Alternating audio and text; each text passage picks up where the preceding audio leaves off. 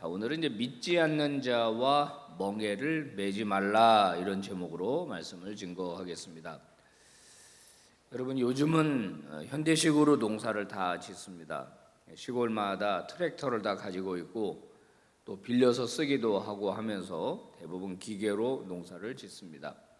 하지만 과거에는 사진에서 보시는 바와 같이 소를 가지고 이제 농사를 지었죠. 근데 우리는 보통 이제 한 마리 가지고 농사를 짓는데 이스라엘은 이제 두 마리를 한 겨리로 해가지고 농사를 많이 지었다고 합니다. 예수님도 멍에 대한 말씀을 하셨습니다만은 보통 이럴 때는 소 두 마리가 한 소가 리더가 되고 한 소는 팔로워가 돼가지고 일을 배운다고 하죠. 그래서 적절하게 경험이 많은 소와 그렇지 않은 소를 묶어서 함께 이제 농사를 짓는다고 합니다. 자, 오늘 성경에서 14절에 보니까 너희는 믿지 않는 자와 함께 멍에를 매지 말라 이렇게 말씀하고 있는데 이 오해하기가 아주 쉬운 말씀입니다. 이 한 절만 딱 놓고 보면 믿지 않는 자와 멍에를 매지 말라 이거 이런 뜻 아닌가 하고 생각하죠. 믿지 않는 자 그러니까 불신자와는 사귀지도 말고 결혼하지도 말고 사업도 하지 말고 학교도 같이 다니지 말고 친목 모임도 하지 말고 이런 뜻인가?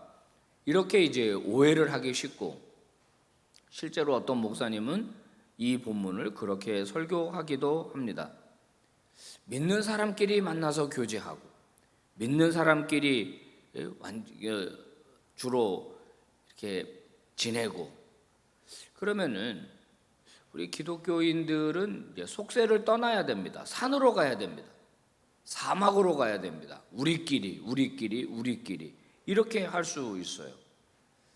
자, 그게 좋은 믿음이라고 가르치는 그런 분들이 있었습니다. 우리끼리 구별되어야 된다. 이러면서 믿지 않는 자와 멍에를 매지 말라 이렇게 가르쳤죠. 자, 그도 그럴듯이 그 뒤에 언급되는 말씀들이 보시면은 의와 불법이 어떻게 함께 할 수 있겠느냐 하면서 극명한 대립 구조를 바울이 설명을 합니다. 두 번째는 뭐라고 말합니까? 빛과 어두움이 어떻게 사귈 수가 있느냐? 사귈 수가 없죠. 공존이 안 되는 겁니다. 빛이 있으면 어둠은 물러가게 되어 있지 빛을 비췄는데도 어둠이 그대로 존재할 수는 없는 거예요. 세 번째는 바울이 뭐라 그럽니까? 그리스도와 벨리알이 어떻게 조화될 수 있느냐? 이 벨리알은 귀신의 왕, 사탄의 왕을 가리킵니다.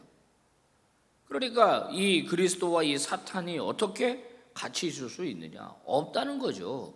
네 번째는 믿는 자와 믿지 않는 자가 어떻게 서로 관계를 맺을 수 있느냐? 그리고 다섯 번째, 하나님의 성전과 우상의 신전이 어떻게 하나가 될 수 있느냐? 다 여기에 대한 질문을 할 때 대답은 뭐죠? 함께 할 수 없다. 같이 있을 수 없다. 관계 맺을 수 없다가 답입니다. 그러니까 우리 그리스도인들은 이 세상과 다 담을 쌓고 살아가야 된다. 이렇게 봐야 하는 겁니까? 여러분, 이런 본문은요. 바울이 다른 성경에서는 어떻게 이야기했는지, 성경 전체는 뭐라고 얘기했는지를 같이 봐야 이런 문제가 해석이 됩니다.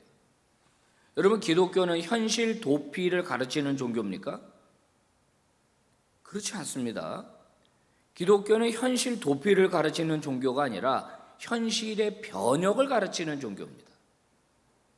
세상과 단절된 채로 살아가는 종교가 아닙니다. 물론 역사적으로 보면은 지난 2000년의 기독교 역사 가운데 극단적 경건주의자들이 있었습니다. 예수님 시대도 있었습니다. 저 사해 쿰난 사본을 만들어냈던 에세네파라고 하는 사람들은 완전히 속세와 인연을 끊어버리고 자기들끼리 수도원처럼 모여서 살았거든요. 하지만 성경은 그 반대죠. 현실을 변혁하라. 예수님께서 부활하시고 난 다음에 제자들을 찾아가셨습니다. 그때 제자들은 두려워 떨고 있었을 상태였죠. 성경에 보면 문들을 닫아 걸었다. 문을 복수로 말하고 있습니다. 문이란 문은 다 걸었다는 거예요. 자기들끼리 안에 숨어 있었습니다. 그럴 수밖에 없었죠. 예수님이 이단의 괴수였고 자기들은 그 이단 괴수의 추종자들이고 제자였으니까 예수님이 사실 종교적 재판을 받으신 거거든요. 유대인들이 사형을 할 수 없었기 때문에 빌라도의 손을 빌려서 사형을 한 거예요. 유대 종교 재판으로는 예수님이 사형을 당하는 이유는 뭐냐면 이단이기 때문에 그래요. 자신이 하나님의 아들이라고 주장했기 때문에 그래요.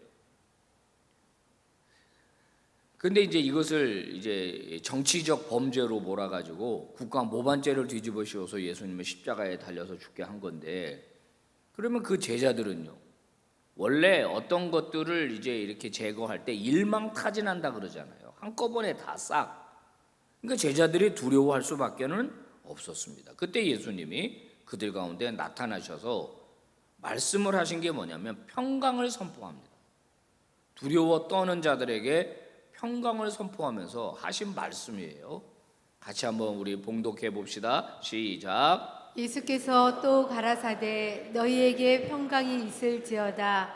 아버지께서 나를 보내신 것 같이 나도 너희를 보내노라. 자, 이게 두 번째 제가 단락을 띄었습니다. 평강을 선포한 후에 예수님은 제자들을 파송하겠다고 말씀하는 거예요. 파송하겠다. 아버지께서 나를 보내신 것 같이 어디로 보냈습니까? 이 세상으로 보냈습니다. 이 세상은 어떤 세상이죠? 하나님이 만드신 아름다운 세상이었으나 사탄이 찬탈해가지고 공중 권세자들이 통치함으로써 하나님의 통치가 임하지 못하게 만들어버린, 즉 하나님 아버지의 주권이 실현되지 못하는 이 땅 가운데로 하나님께서 직접 인간의 몸을 입고 오셨거든요. 근데 예수님이 뭐라고 그래요? 그 원리처럼 나도 너희를 보낸다. 어디로 보낸다는 거예요? 세상으로 보낸다는 거예요. 나도 너희를 이 세상으로 보낸다. 내가 너희들을 파송한다. 그래서 마태복음 5장 13절 14절 유명한 말씀, 우리 교회 이름이 거기서 나왔잖아요. 너희는 세상의 빛이라, 세상의 소금이라.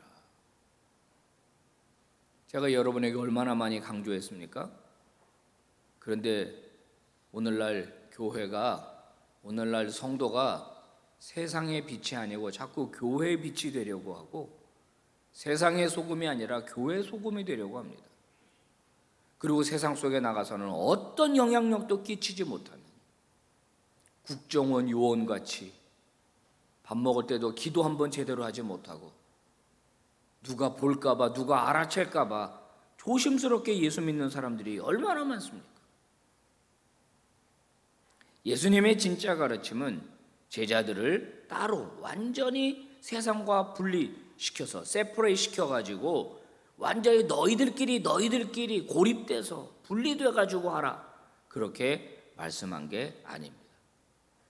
실제로 바울이 고린도 전서입니다. 5장 9절 10절에서 이렇게 말했습니다. 같이 한번 한번 봉독해 보세요. 시작. 내가 너희에게 쓴 편지에 음행하는 자들을 사귀지 말라 하였거니와 이 말은 이 세상에 음행하는 자들이나 탐하는 자들이나 속여 빼앗는 자들이나 우상 숭배하는 자들을 도무지 사귀지 말라 하는 것이 아니니 만일 그리하려면 너희가 세상 밖으로 나가야 할 것이라. 자, 여기서 뭐라고 말합니까? 음행하는 자, 세상 것 탐하는 자, 빼앗는 자, 우상 숭배하는 자 사귀지 말라 한 말은 도무지 사귀지 말라 하는 말이 아니다. 만약에 그러면 너희가 세상 밖으로 나가야 된다. 그러니까 세상에서 살 수 없다라는 거예요. 도대체 뭘 말하는 걸까요?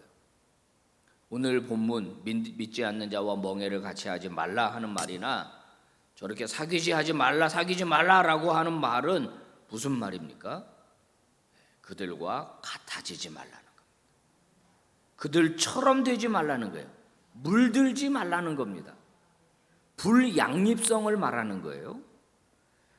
신앙의 본질을 훼손시키는 어떤 관계도 맺지 말아라. 하나님 나라의 가치를 추구하는 사람들과 함께 살면서 그 반대에 있는 사람들과 교제하지 말라는 것이 아니라 그들로부터 영향을 받지 말아라. 그런 관계라면 가지면 안 된다. 이렇게 이야기하는 겁니다. 지난번에도 말씀드렸지 않습니까? 실제로 미국 교회 제 누님한테 직접 들은 얘기입니다. 남편이 하도 술 먹고 그냥 교회 안 다니고 그러니까 아주 신실한 교회 남자 집사님 두 분을 좀 붙여달라고 그래서 서로 교제시켰더니 한 달 뒤에 세 사람이 LA 술집에 있다는 거 아니에요. 자기 남편 좀 구원시켜달라고 신실한 집사님 두 명을 붙여줬더니 셋이 LA 술집에 가 있다는 거 아니에요. 이러지 말라는 거예요. 이러지 말아라. 그 사람이 영향을 받고 같이 예배당 안으로 오게 만들어야지. 그 사람이랑 같이 그냥 완전히 세상으로 동화되어 가지고 세상에서 먹고 마시고 이러면 되겠냐 이거예요. 여러분, 세상은 우리를 동화시키려고 합니다. 세상처럼 살아가게 하려고 합니다. 왜 그렇게 유별나게 살려고 그래? 너무 튀지 마. 너희도 그냥 우리처럼 살아, 우리처럼. 그런데 성경은 그러지 말라는 거예요. 왜 그렇습니까? 우리는 다른 주인을 섬기고 있기 때문에 그래요. 세상 사람들이 섬기는 주인과 우리가 섬기는 주인이 다르기 때문에 그래요. 주님이 그걸 우리에게 요구하고 계시고 그런 삶을 우리에게 요구하고 계시기 때문에 그렇습니다. 순응주의라는 말 들어보셨습니까? 순응주의. 순응주의를 택하면은 독특한 야성이 사라지는 거예요. 독특한 야성. 그리스도인이 가지는 독특한 야성이 사라지는 거예요. 그래서 로마서 12장 2절 유명한 말씀입니다. 바울은 뭐라고 충고합니까? 다 같이 시작. 너희는 이 세대를 본받지 말고 오직 마음을 새롭게 함으로 변화를 받아 하나님의 선하시고 기뻐하시고 온전하신 뜻이 무엇인지 분별하도록 하라. 제가 주로 여러분들에게 성경을 해석하고 드리는 메시지, 성경은 주로 우리에게 불신자와 관계를 맺고 그들과 시간을 보내고 그들의 친구가 되어지고 그들 속으로 들어가라 이렇게 말하다 보니까 어떤 그리스도인들은 동화돼 버리는 거예요. 그들 속으로 가서 그들을 변화시키는 게 아니라 자기가 저들처럼 변화돼 버리는 거예요. 다시 세상으로 돌아가 버리는 거예요. 그런데 성경은 정확하게 뭐라고 말하냐? 분별해라. 그리고 이 세대를 본받지 말아라. 이 세상 사람들이 살아가는 삶의 방식을 택하지 말아라. 우리는 그리스도인이다. 이렇게 말씀하고 있습니다. 여러분, 우리가 너무나 잘 아는 얘기, 다니엘과 세 친구 얘기를 아실 겁니다. 나라가 망했습니다. 나라가 망했다는 것은 하나님이 졌다는 거예요. 하나님이 실패했다는 뜻과 동일한 것입니다. 그래서 완전히 초토화됐지 않습니까? 성전도 무너졌죠. 가옥도 다 무너져 또 다 불타버렸죠. 예루살렘은 폐허더미가 됐습니다. 폐허더미. 저는 뭐가 떠오르냐면 6.25 전쟁 이후 쑥대밭이 된 사진들 있잖아요. 우리나라 사진들. 그게 생각이 나요. 전쟁하고 나면 그렇게 되거든요. 자, 그리고 많은 사람이 피를 흘리고 죽었습니다. 그 전쟁 고아들 막 울면서 이런 흑백 사진들 보잖아요. 처참하거든요. 아마 그거보다 더 심할지도 모릅니다. 그래도 현대전은 항복하면 받아주기도 하고 인도주의적 관점에서 포로도 이렇게 대우해주기도 하고 수용소도 있고 하지만은 고대 전쟁은요 인정사정을 봐주지 않습니다. 많은 시체가 그냥 널브러져 있었을 겁니다. 수습할 사람이 없어서. 자, 다니엘과 세 친구는 포로로 끌려왔습니다. 그나마 똑똑해가지고 왕궁, 그러니까 바벨론 왕궁이 운영하는 학교, 엘리트 학교에 선발이 됐습니다. 목적은 뭐냐면은 이 유다 방언을 하는 그 지역의 방언을 하는 얘네들이 이중 언어를 할 수 있게 하는 거예요. 바벨론 말도 배우게 해가지고 통역관으로 쓰려고 국가에서 일부러 얘네들을 기르는 거죠. 바벨론의 문화, 바벨론의 역사, 바벨론의 종교, 바벨론의 무슨 여러 행정 이런 거 다 가르쳐 가지고 쓰게 하려고 하는 겁니다. 그래서 이름을 다 개명시켜 버리잖아요. 원래 하나님을 섬기는 이름을 가진 친구들을 전부 다 이름을 개명시킵니다. 자, 음식도 바벨론 음식을 줍니다. 바벨론 사람이 되라는 거죠. 너는 이제 니네 신은 죽었어. 니네 신은 실패했어. 근데 너희들은 성공하려면 바벨론처럼 살아야 돼. 그거를 요구하는 겁니다. 마음을 바꿔, 가치관을 바꿔, 태도를 바꿔, 음식도 바꿔, 신앙을 바꿔.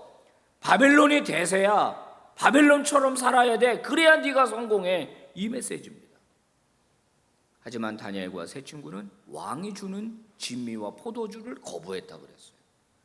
단순히 여러분 음식 거부한 게 아닙니다. 다이어트 하기 위해서 채식을 선택한 게 아닙니다. 성경에 보면 자신을 더럽히지 않겠다. 동화되지 않겠다. 나는 바벨론처럼 살지 않겠다. 다 바벨론이 대세라고 말하는데 그들은 신앙과 믿음을 지켰죠. 가만히 둘 리가 없습니다. 풀무불에 집어던지는 일도 있었지 않습니까? 그때 이 친구들의 고백이 3장 18절에 나와요. 자, 같이 또 봉독해 봅시다. 시작. 왕이여, 우리가 왕의 신들을 섬기지도 아니하고 왕이 세우신 금 신상에게 절하지도 아니할 줄을 아옵소서. 풀무불에 던질 때도 뭐라 그랬습니까? 그냥 던지십시오.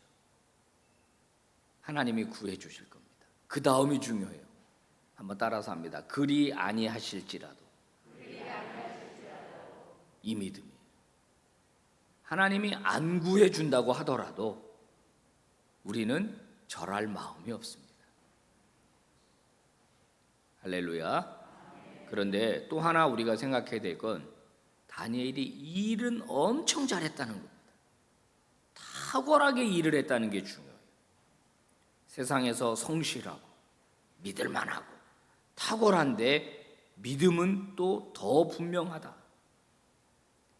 이 다니엘과 세 친구들의 신앙은 오늘 우리 현대인들에게 큰 도전을 던져줍니다.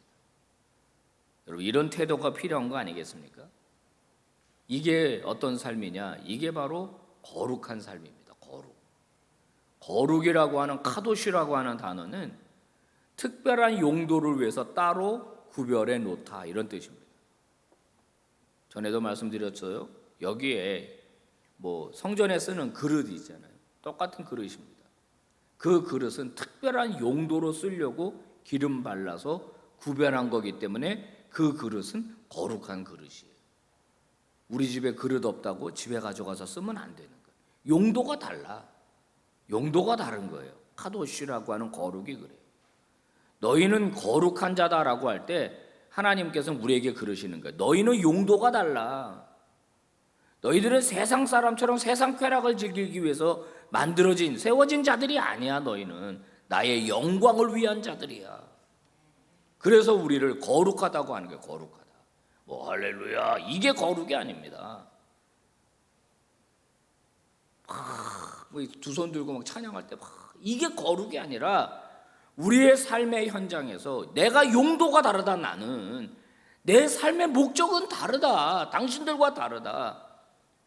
나는 당신들과 함께 멍에를 맬 수 없다. 이런 태도가 필요합니다. 하나님의 방법대로 살겠다는 거죠. 세상 방법이 아니라 하나님의 방법대로 살겠다는 거예요. 마치 물 위에 떠 있는 배처럼. 이 배는 물 위에 떠 있습니다. 근데 배 안에 물이 들어오지 않아요. 배 안에 물이 들어오면 침몰됩니다. 배가 배로서의 사명을 감당하려면 물 위에 떠 있는데 물이 들어오지 않아야 되는 거예요. 똑같습니다. 사랑하는 성도 여러분, 믿지 않는 자들과 멍에를 매지 마시기를 축복합니다. 그들과 함께 어울리듯 그들에게 여러분 변화되는 게 아니라 그들을 변화시키는 믿음의 종 되시기를 축복합니다. 우리 예수님이 그러셨던 것처럼. 우리 예수님은 설교했죠. 제가 예수님은 상대를 터치하면 그 사람의 그 부정함이 예수님에게로 오는 게 아니라 예수님의 거룩이 그 사람한테 가는 거예요. 아멘이죠. 그러니 그들로부터 변화되는 자가 아니라 그들을 변화시키는, 세상을 본받지 않는, 그래서 세상을 변화시키는 그런 신실한 그리스도인들로 살아가시기를 바라요. 거기에서 영향력이 나오는 거예요. 거기에서 영향력이 나오는 거예요.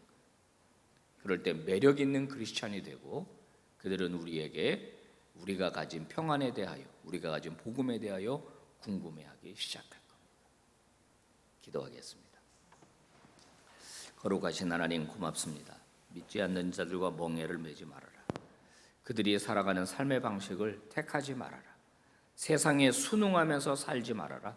세상에 동화되지 말아라. 하나님께서 오늘 저희들에게 말씀해 주셨습니다. 세상 속에 살지만 세상에 속하지 않은 자, 하나님의 거룩한 자, 그런 믿음의 종들 다 되게 해 주시기를 원합니다. 하나님, 우리 사랑하는 빛과 소금 모든 성도들, 저들의 가슴 속에 예수 그리스도 십자가 분명하게 넣어주시고, 그 복음과 능력으로 세상을 바꾸고 살리고 변화시키는 빛이 되고 소금이 되는 주의 백성들이 다 되게 해주시기를 원합니다. 아버지, 오늘도 귀한 예물 들은 손길들이 있어 손 얹고 축복하며 기도합니다. 복 내려 주옵소서. 주 안에서 형통케 하여 주시옵소서.